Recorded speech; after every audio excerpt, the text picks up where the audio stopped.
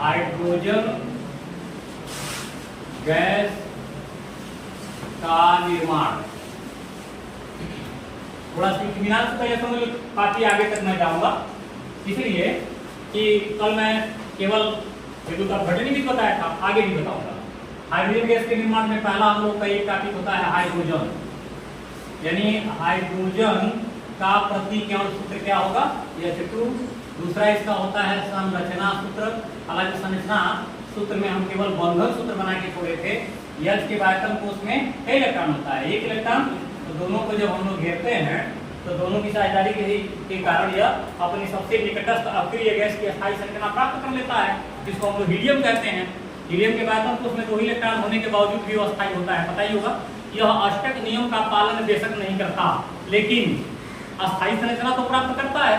अष्टक नियम के कुछ अपवाद भी दिए गए हैं, उसमें हीलियम खुद एक अपवाद है, क्योंकि हीलियम के आयतन कोष में 8 इलेक्ट्रॉन नहीं है, फिर भी यह अस्थायी है।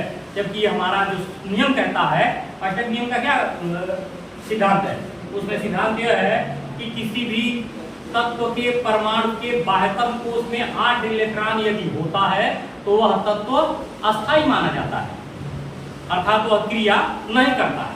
क्लियर हो गया? यहाँ पर हीलियम के बाह्यतम कोष में सिर्फ 2 इलेक्ट्रॉन होने के बावजूद यह अस्थायी होता है। हाइड्रोजन अपने दूसरे हाइड्रोजन के परमाणु से द्विपरमाणविक अणु बनाते हुए अपने निकटस्थ अक्रिय गैस की अस्थायी संरचना अर्थात हीलियम की अस्थायी संरचना प्राप्त कर लेता है, और प्राप्त करने के बाद क्या करता है, अस्थायी हो जाता है। तो संरचना की सूत्र जब देते हैं तो यह हो गया हम लोग का बिंदु सूत्र। अच्छा, इसको हम बंधन सूत्र में कहते हैं, तो यह सिंगल बॉन्ड एक होता है ना। अब आइए इसके निर्माण विधियों पे। इसी निर्माण विधियों में जो पहला है वह है विद्युत अपघटनी विधि। और विद्युत अपघटनी विधि में जो मौलिक चीज है वो समझिए, शुद्ध, जिसको हमने कहा शुद्ध जल, ये क्या है, विद्युत का कुचालक अचालक है। विद्युत का अचालक भी बोलते हैं, कुचालक भी बोलते हैं। अचालक होता है या कुचालक होता है। क्लियर हो गया? इतना समझ में आया ना? तो किसका विद्युत धारा से क्रिया कराएंगे, वह हो जाएगा अशुद्ध जल। 2 तरह का होगा। अशुद्ध जल में एक हो जाएगा अम्लीय जल और एक हो जाएगा क्षारीय जल। क्षारीय जल, ये दोनों जलों में विद्युत धारा प्रवाहित करके, यानी H2O में विद्युत धारा अगर प्रवाहित करते हैं तो H2 प्लस O2 इस पर कैथोड पर और एनोड पर प्राप्त होगा, जिसे अगर हम विद्युत अपघटनी सिद्धांत से इसको स्पष्ट करें, अपघटन सिद्धांत कह लें, अपघटन सिद्धांत, क्योंकि यह क्रिया किससे हो रहा है, विद्युत से, तो इसको कहेंगे विद्युत अपघटनी सिद्धांत। समझ रहे? विद्युत अपघटनी सिद्धांत में आर्यनियस के द्वारा यह सिद्धांत दिया गया था। उनका यह कहना था कि किसी भी विलयन में अगर रहा जाए तो देखा धनायन ऋणायन दोनों होते हैं, तो इनमें धनायन ऋणायन के लिए हमने H2O का वियोजन करा दिया, जिसमें धनायन भी बन गया और ऋणायन भी बन गया। बन गया नहीं बन गया? हालांकि इसका एक वियोजन और होता है, इसको हम दूसरे तरह से भी वियोजित करते हैं। तो इसको हम अगर ट्वाइस करते हैं, ये भी ट्वाइस करते हैं, ये भी ट्वाइस करते हैं, तो हमने कल बताया था, इसको आप 4 कर लीजिए, इसे 2 माइनस माइनस कर लीजिए। अब इसका विद्युत अपघटन कराइए। कैथोड क्रिया, कैथोड क्रिया, और कैथोड क्रिया में क्या होगा, कैथोड का ऋणावेशी होता है, धनावेश आएगा, 4 हाइड्रोजन आयन आएगा, 4 इलेक्ट्रॉन क्या करेगा, रिसीव करेगा, और रिसीव करके क्या बना लेगा, हाइड्रोजन आयन बना लेगा। एनोड क्रिया, एनोड क्रिया जब कराएंगे तो एनोड क्रिया में हो जाएगा आपका 2O माइनस माइनस आएगा, तो इलेक्ट्रॉन परित्याग करेगा, O2 बना करके क्या करेगा, कितने इलेक्ट्रॉन, 4 इलेक्ट्रॉन, इसकी वजह से 2 दूनी 4 इलेक्ट्रॉन का परित्याग करेगा, और इस तरीके से हमारी विद्युत अपघटन या क्रिया पूरी हो जाएगी, और एनोड पर ऑक्सीजन और कैथोड पर हाइड्रोजन गैस प्राप्त हो जाएगा। क्लियर हो गया? जब बताए थे कि एक पात्र होता है, इस पात्र में इलेक्ट्रोड डाल देते हैं, हालांकि आगे से वो बंद होता है, नलियां इसमें लगी रहती हैं, ठीक ना, एक इलेक्ट्रोड यहाँ भी डाल देते हैं और यहाँ भी इसको नली से जोड़ देते हैं। इसमें बाहर से जल डालने का भी व्यवस्था होता है, बताए थे। यहाँ से फव्वारे के रूप में जल हमेशा गिरता रहता है इसी में। और ये इलेक्ट्रोड है, इन इलेक्ट्रोडों में ये विद्युत मैंने अशुद्ध जल इसमें डालते गए। जब डालते जाएंगे और धारा प्रवाहित करेंगे, धारा किसमें, यहाँ से और यहाँ से, H2+ वाला है, यह माइनस वाला है, तो कैथोड की तरफ से क्या निकल जाएगा, एनोड की तरफ क्या निकल जाएगा, और यहाँ क्रिया होती जाएगी। और ये प्रोसेस विद्युत अपघटनी सेल में, विद्युत अपघटनी सेल में संपन्न होगा। यहाँ पर भी नियम लगता है, तो यहाँ हम कह रहे हैं यहाँ पर भी उसी तरह का ओम का नियम का लागू होता है, लेकिन यहाँ चूंकि चालक नहीं बोलते, यहाँ विद्युत अपघटनी सेल है। क्योंकि हमारा वहाँ अभी उसमें कोई योगदान नहीं है, वो नहीं बात करेंगे। हमारे एक निर्माण की विधि हो गई, दूसरे निर्माण की क्या विधि हो समझिए।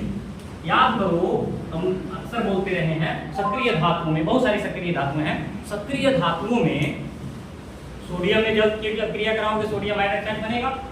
भाई सोडियम को पता होगा जब ठंडे जल में डाला जाता है तो आग निकल जाता है। वो आग है किसका, सोडियम हाइड्रोक्साइड का। यदि वायु दबे उसके एक भी कण तुम्हारी त्वचा पर पड़ गए तो समझो त्वचा कैसा हो जाएगा, फफोले पड़ जाएंगे उस पे। यानी त्वचा जो है पीले पीले रंग का फफोला डालते हुए जल जाएगा, और उसके साथ साथ और क्या बनेगा, हाइड्रोजन गैस निकलता रहेगा। ठीक है, तो सक्रिय धातु एक बताए होंगे, हमको लग रहा है ये बात आई होगी सामने।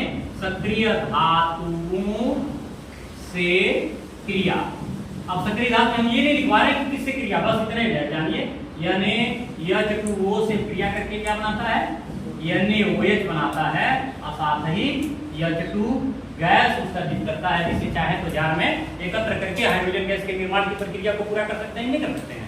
दूसरा है सक्रिय धातु में, सक्रिय है ये तो सक्रिय धातु में कौन सा धातु है, ये क्षारीय धातु है।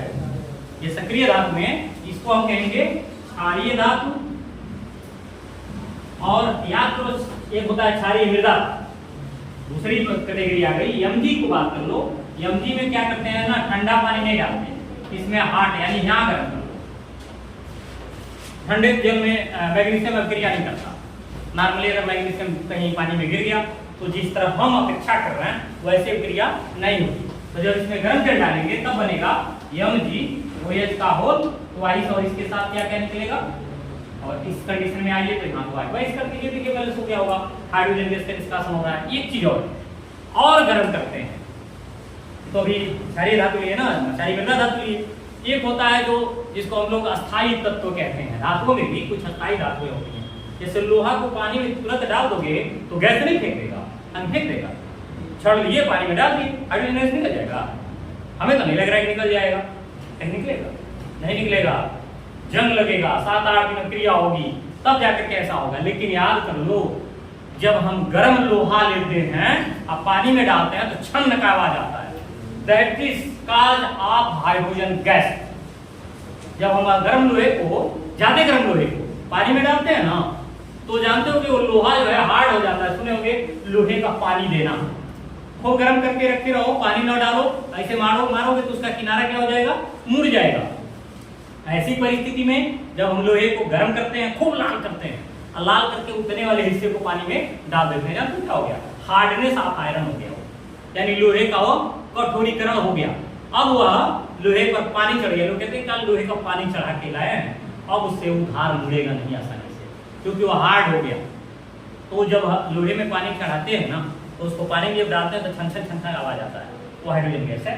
तो ये रिएक्शन कहाँ से लेते हैं, वह हो जाएगा अगर हम Fe लेते हैं, Fe प्लस H2O, यहाँ लिखते हैं हार्ड, गर्म नहीं, लाल गर्म। एक होता है वार्म और एक होता है हार्ड, एक होता है रेड हार्ड। ये हो गया रेड हार्ड। खूब गर्म कर दिए, गर्म करने के बाद इसको डालिए पानी में, यहाँ Fe2O3 बना लिया और प्लस H2 गैस बनाया। यहाँ या तो यहाँ ट्वाइस हमको करना पड़ेगा, ट्वाइस से काम नहीं चलेगा, थ्राइस करना पड़ेगा, क्योंकि 3 हो गया तो इसको भी हम थ्राइस करना है, काम चल जाएगा।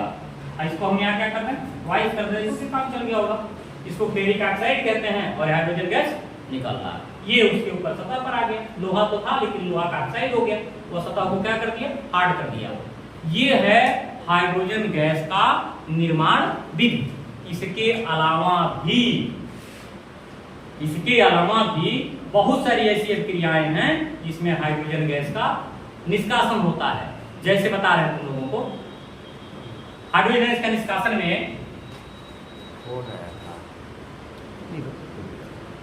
हाइड्रोजन गैस के निष्कासन में ऑर्गेनिक कंपाउंड भी कम नहीं रहे हैं।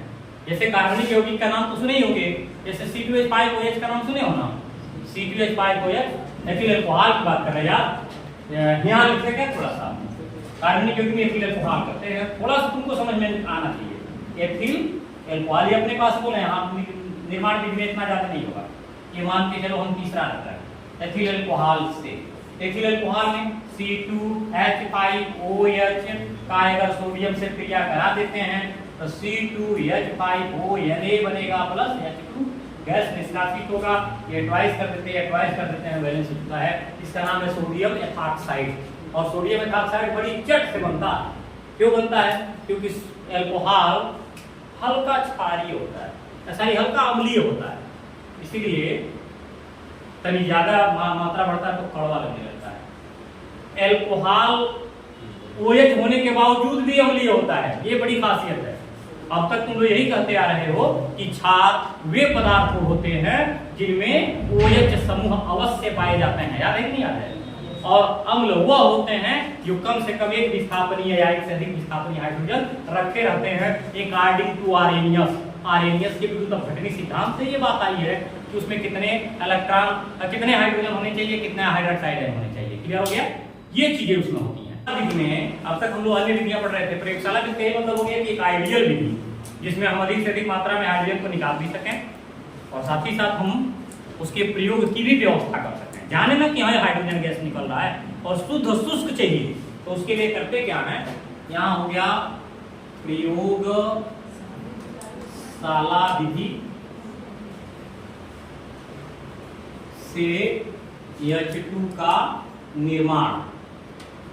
इस निर्माण में समझना क्या है कि सबसे पहले जिंक लेते हैं का चूर्ण लेकर H2SO4 से क्रिया करा देते हैं। H2SO4, अब H2SO4 में किस तरह का H2SO4 होगा ये दिमाग में आ रहा होगा कि H2SO4 कैसा होगा, सांद्र होगा कि तन होगा। तो सांद्र से क्रिया कराएंगे तो सल्फर डाइऑक्साइड बन जाएगा। यहाँ लेना है तन H2SO4 की अभिक्रिया से H2 गैस प्राप्त होता है। और ये क्रिया जो दो जगह का है, तो उपकरण में कराते हैं या तो वुल्फ बोतल में कराते हैं। वुल्फ बोतल दो मुंह वाला बोतल होता है, तनी चौड़ा बोतल होता है, एक मुंह यहाँ दूसरा मुंह यहाँ होता है। बोतल वही है, इन्हें समझ लीजिए बोतल बड़ा विशेष कोई बोतल आ गया, बोतल वही है लेकिन मुंह दो जगह बना दिया गया है। उस बोतल में एक तरफ फिस्किल कीप लगा लेते हैं। अब ये कहिए कि सब विशेष कीप कहाँ से आ गया? अब तक तो हम लोग कोनिकल कीप सुने थे, यानी कोनिकल फनल सुने थे ऐसे, उसमें या टिप्पी सुने थे, याद होगा ना, टिप्पा कहते हो ना, मिट्टी का तेल या पहले डीजल वगैरह डालने के लिए भी टिप्पा का उपयोग लोग करते हैं। तो टिप्पा अब टिप्पा नहीं है, ये कुप्पी उप्पी नहीं है, यहाँ पर प्रयोग करना है भगेली की तरह, यानी बटुली की तरह मुंह वाला एक उपकरण है। उसको ध्यान से देखो, अभी समझ में आ जाएगा। रिएक्शन में कि हमारा क्रिया Zn से H2SO4 का यदि कराते हैं तो ZnSO4 बनेगा और H2 गैस निष्कासित होगी। और ये बोतल कुछ यूं है,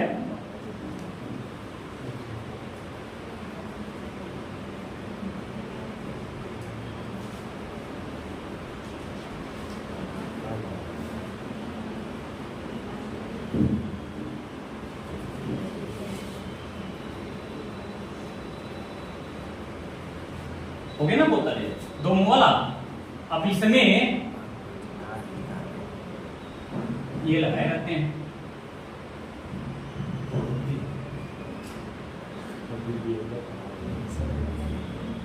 ये लोटा की तरह इसका मुंह होता है, इसलिए यहाँ तेजाब भी आना है ना इसमें। और कौन से तेजाब है? तनु सल्फ्यूरिक अम्ल की क्रिया से कराते हैं। तो इसमें सबसे पहले जिंक चूर्ण पहले ही भर दिए रहते हैं। यहाँ जिंक चूर्ण हमने भर दिया और यहाँ से क्या गिरा रहे हैं? H2SO4 वो डाइल्यूट वाला गिरा रहे हैं। गिराने के बाद यहां से गैस निकलेगा। इस गैस को एक पात्र से और जोड़ते हैं। यहां यह इस तरह का पात्र होता है, यह शुष्क बनाने वाला पात्र है, क्योंकि सूखा नहीं है अभी। यहां से इसको ले आए,